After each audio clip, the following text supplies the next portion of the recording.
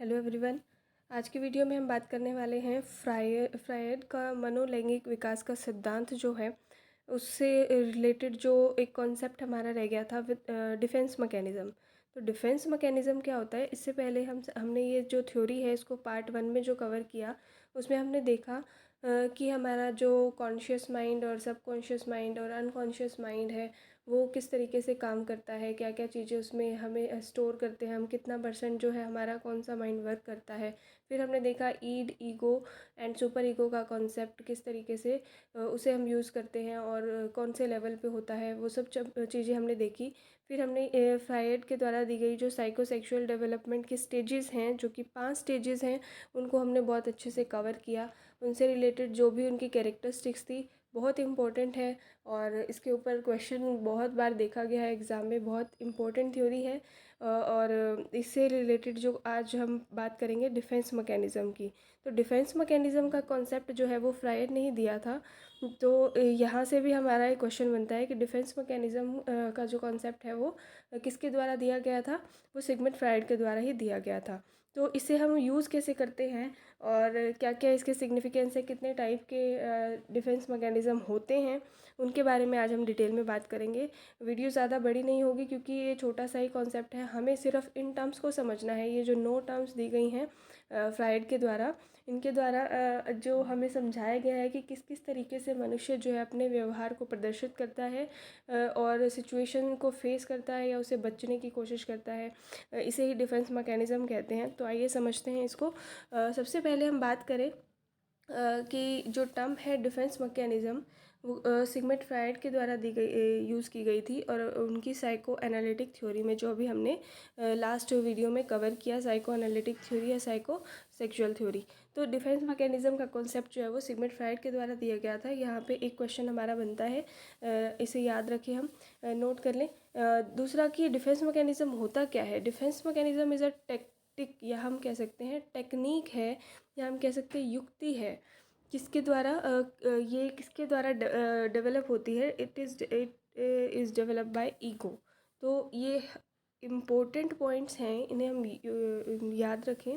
Defence mechanism is a tactic या technique developed by ego to protect against the anxiety, यानी कि किसी भी तरीके की एनग्जाइटी, किसी भी तरीके की बेचैनी अगर हमें हो रही है तो उससे बचने की, कि उसको हम किस तरीके से इग्नोर कर सकते हैं और हम किस तरीके से हम अपनी लाइफ में आगे बढ़ें। इन चीज़ों को हम मतलब इसे ही हम क्या बोलते हैं, डिफेंस मैकेनिज़्म बोलते हैं, कि हम कैसे एनग्जाइटी से जो है अपने आप को बचा सकते हैं। तो ये जो है डेवलप होती है, डेवलप बाय ईगो।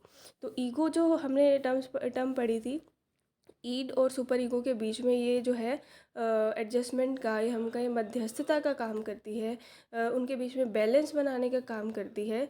तो ईगो जो है यही जो हमारे ये जो है डिफेंस मैकेनिज़्म को डेवलप करती है ताकि हम एनग्जाइटी से बच पाएँ, किसी भी तरीके की बेचैनी से बच पाएँ। कोई भी समस्या हमारे जीवन में उत्पन्न हो रही है तो उससे हम कैसे डील करें, उसका कैसे सॉल्यूशन फाइंड आउट करें। तो डिफेंस मैकेनिज़्म जो है एक बचने की युक्ति है, एक हम कहें, डिफेंस यानी बचना। तो अब ये 9 तरीके के डिफेंस मैकेनिज़्म जो हैं वो दिए गए हैं।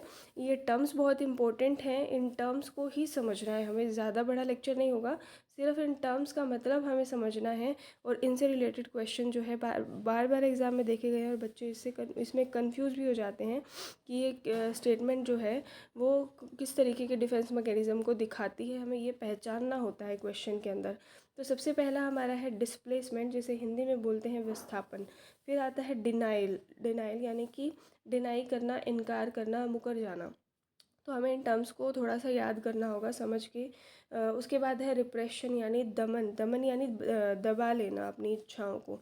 फिर आता है हमारा सब्लिमेशन, सब्लिमेशन यानी कि उच्च बनाने की प्रक्रिया, किसी भी काम को सब्लिमेट करना, किसी भी काम को उच्च बनाना, मतलब उससे निकलकर मतलब पॉजिटिव वे में लेकर जाना।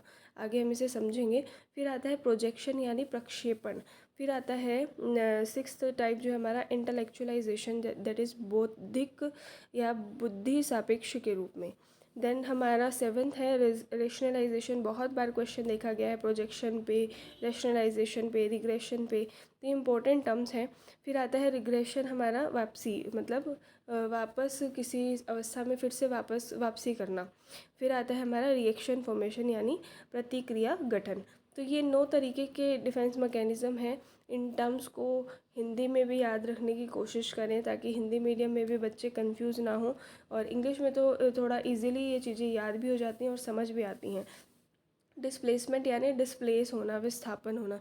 तो हम इन्हें थोड़ा डिटेल में कर लेते हैं। सबसे पहला जो हमारा डिफेंस मैकेनिज़्म है वो डिस्प्लेसमेंट। सिर्फ इन पिक्चर्स की हेल्प से ही मैं आपको समझाने की कोशिश करूँगी ताकि जस्ट आपको इन टर्म्स का मतलब जो है वो समझ में आ जाए, क्लियर हो जाए, ताकि कोई भी क्वेश्चन एग्ज़ाम में आ रहा है तो आप उसे बस टर्म से इससे रिलेट करके ही, पिक्चर से रिलेट करके ही आप इसे समझ पाएँ।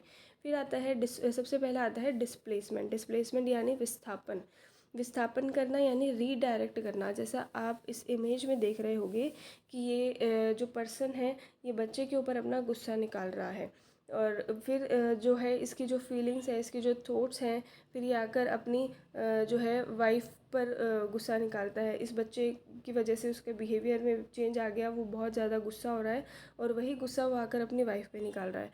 फिर आप देख रहे होंगे कि ये वाइफ जो है अपने बच्चे के ऊपर गुस्सा निकाल रही है। मतलब ये क्या हो रहा है, redirecting of thoughts, redirecting of feelings, जो कि हमें किसी और पर्सन से मिली है, और हम खुद बचने के लिए, मतलब इन फीलिंग्स से, इन थॉट्स से बचने के लिए अपना गुस्सा, अपनी फीलिंग्स, अपने थॉट्स हम दूसरे व्यक्ति पर निकाल देते हैं, दूसरे व्यक्ति को डिस्प्लेस कर देते हैं, विस्थापित कर देते हैं, उसे बोलते हैं डिस्प्लेसमेंट।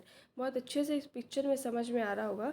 तो जैसे ये इस अपनी वाइफ के ऊपर जो है गुस्सा निकाल रहा है, इसकी वाइफ जो अपने बच्चे पर निकाल रही है, और आगे जाकर ये बच्चा जो है किसी और दूसरे बच्चे पर अपना गुस्सा निकाल देता है। तो ये displacement of thoughts, displacement of feelings हो रही हैं, which is directed eight one person but taken out upon another person और ऑब्जेक्ट। आई होप आप ये टर्म समझ गए होंगे। विस्थापन यानी अपनी फीलिंग्स का, अपनी थॉट्स का विस्थापन करना, विस्थापित कर देना दूसरों को, ताकि हम खुद उससे बच सकें। इसे ही डिफेंस मैकेनिज़्म बोलते हैं। फिर आता है हमारा सेकेंड टाइप, डिनाइल। डिनाइल यानी इनकार कर देना। इस पिक्चर से आप अच्छे से समझ पा रहे होंगे कि कोई भी ऐसी चीज़ या कोई भी ऐसी थॉट या कोई भी ऐसा विचार जिससे हम बचना चाहते हैं, तो कोई भी जैसे एक कोई भी ऐसा पर्सन है, वो खुद अपने आप को बिल्कुल सही समझता है, अगर उसे हम थोड़ा सा जो है उसको समझाने की कोशिश करें तो वो समझने को तैयार नहीं होता कि कोई भी चीज़ जो है वो गलत है या कोई भी चीज़ जो है वो सही है, वो उसके अकॉर्डिंग सही है, बस वो वही समझता है। दूसरों की बातों को वो सुनने में कोई इंटरेस्टेड नहीं होता, तो वो कोई भी चीज़ है उसकी एग्जिस्टेंस को डिनाई करने की कोशिश करता है, इनकार करने की कोशिश करता है, स्वीकार करने की स्थिति में नहीं होता, तो उसे ही हम बोलते हैं डिनाइल। जो इसमें है हमारा समटाइम समथिंग इज़ ट्रू, कोई चीज़ सही है पर वो पर्सन जो है उसकी एग्जिस्टेंस को डिनाई कर रहा है, क्योंकि उसके अकॉर्डिंग वो उस चीज़ को स्वीकार नहीं कर पा रहा, और the truth because it is uncomfortable to face. कोई भी चीज़ है वो उसके लिए अनकम्फर्टेबल है, वो उस चीज़ को फेस नहीं कर पाएगा, शायद ये सोचकर वो उस चीज़ को सुनना ही नहीं चाहता, वो उस चीज़ को बार बार उसकी एग्जिस्टेंस को डिनाई करेगा। तो इस तरीके की चीज़ हम अपनी डेली लाइफ में भी काफ़ी बार देखते हैं। कोई भी पर्सन है, उसके सामने कोई भी घटना घटित हो रही है, अगर वो गलत भी है, लेकिन अगर हम उसे सच्चाई बताएंगे तो वो उसे सुनना नहीं चाहेगा, क्योंकि वो शायद उसे फेस नहीं कर पाएगा। तो इस तरीके, ये हमारा सेकेंड टाइप था डिनाइल। फिर आता है रिप्रेशन। रिप्रेशन हिंदी में बोला जाता है इसे दमन।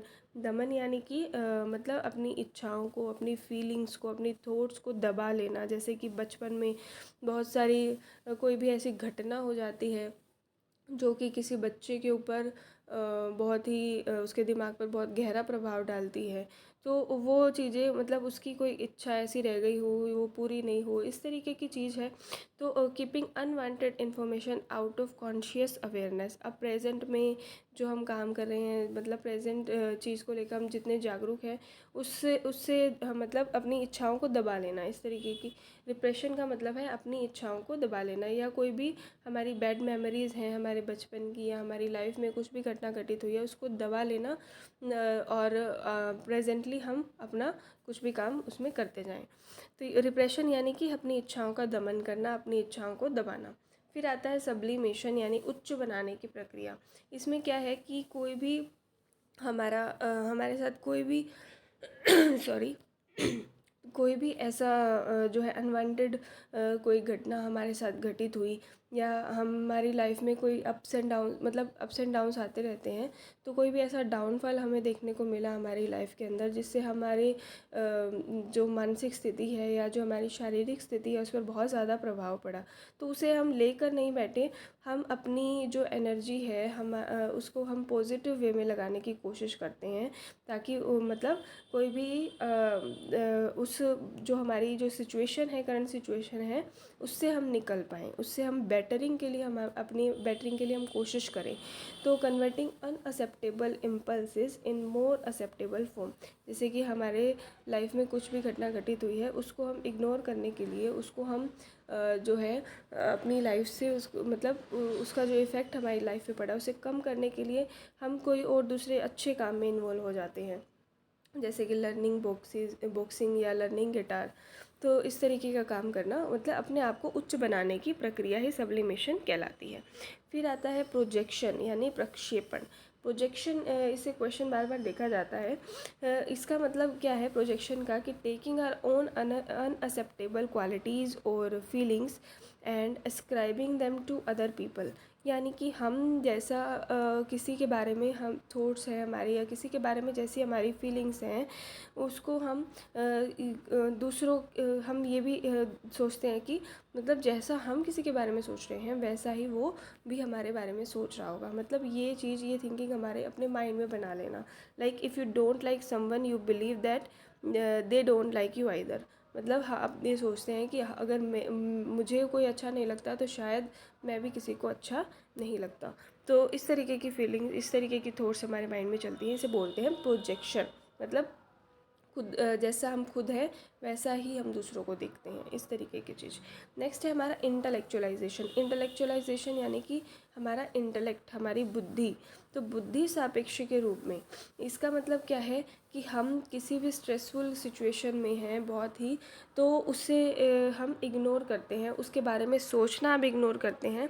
तो avoid thinking about stressful emotional situation and focus on only intellectual component, यानी कि हम अपने आप को जो है बेटर करने के लिए, या हम अब किसी अनवांटेड सिचुएशन को इग्नोर करने के लिए हम उसके बारे में सोचना ही बंद कर दें, और हमारी जो थिंकिंग है उसको हम पॉजिटिव वे में लगाएं। मतलब अपना, जैसे हमारे साथ कोई घटना घटित हुई है उसको हम भूलने की कोशिश करते हैं, और साथ में हम कुछ और किसी और चीज़ में इन्वॉल्व हो जाते हैं। मतलब अपना पढ़ाई जो है बुक्स पढ़ना स्टार्ट कर दिया हमने, तो मतलब अपनी बेटरिंग के लिए हम अपनी इसे इस तरीके की सिचुएशन में हम क्या करते हैं, अपनी जो है इंटेलेक्चुअल कंपोनेंट के ऊपर ज़्यादा काम करते हैं, ज़्यादा पढ़ने की कोशिश करते हैं, अपनी जो हमारा जो इंटेलेक्ट है उसको इंक्रीज़ करने की कोशिश करते हैं, ताकि हमारा जो माइंड है वो पॉजिटिव वे में डायरेक्ट हो।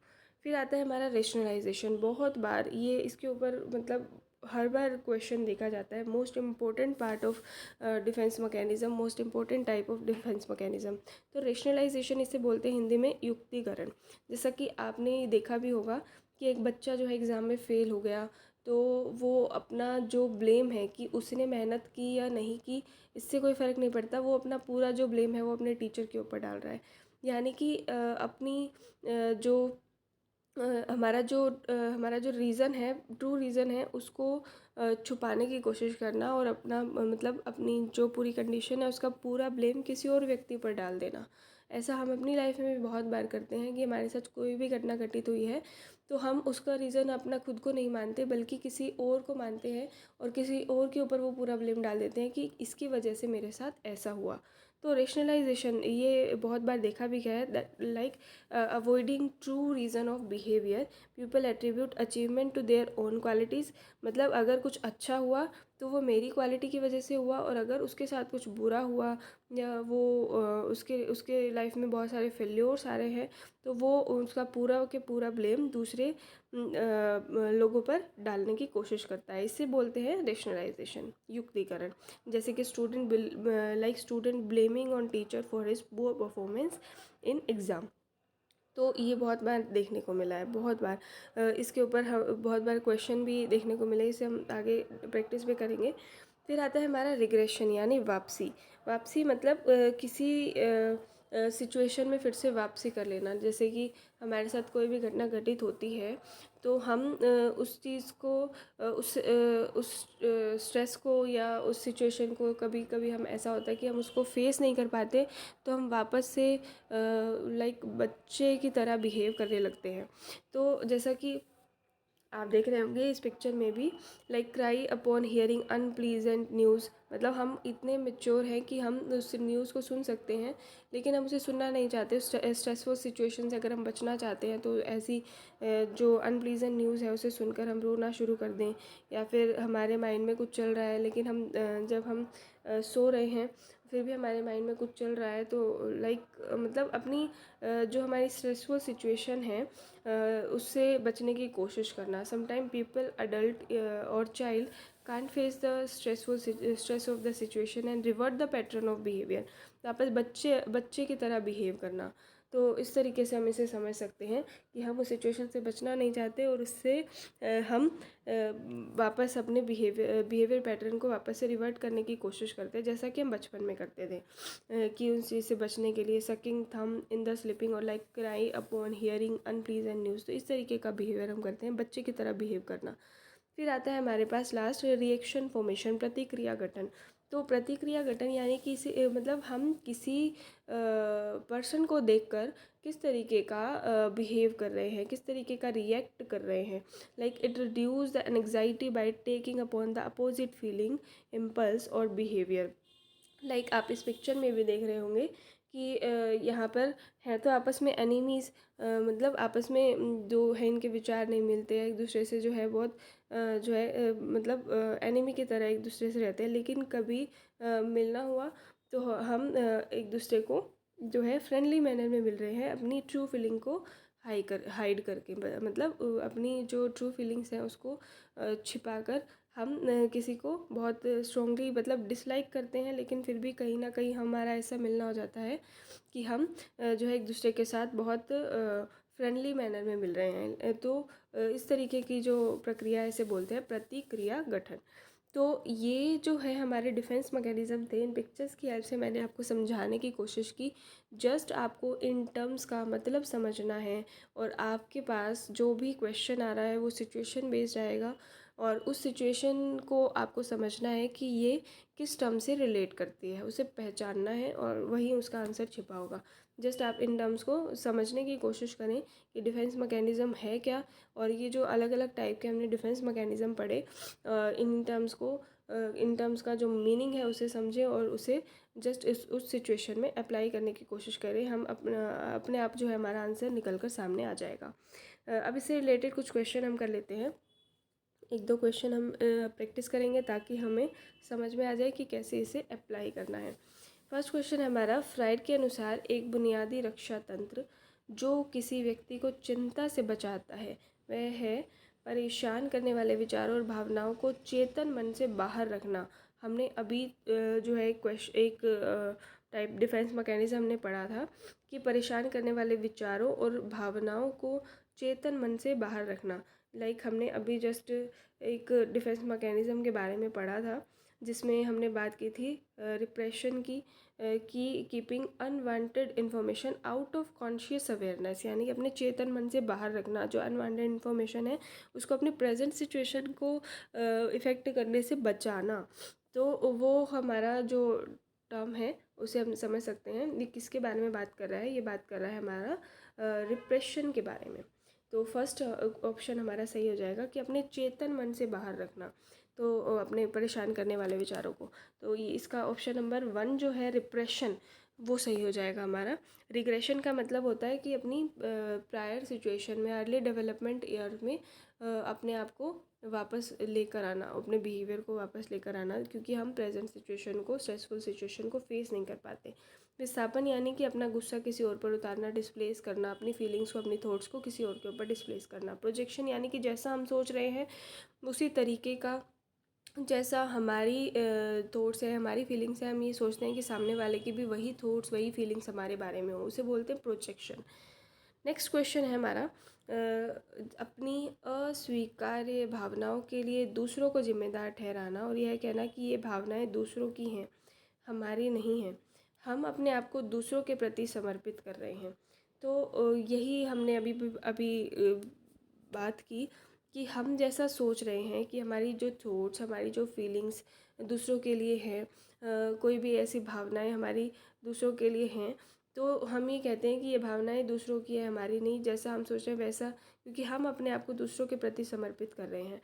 तो जब हम दूसरों के बारे में भी सोचते हैं तो ऐसी फीलिंग्स यानी उसको क्या बोलते हैं, प्रक्षेपण यानी प्रोजेक्शन।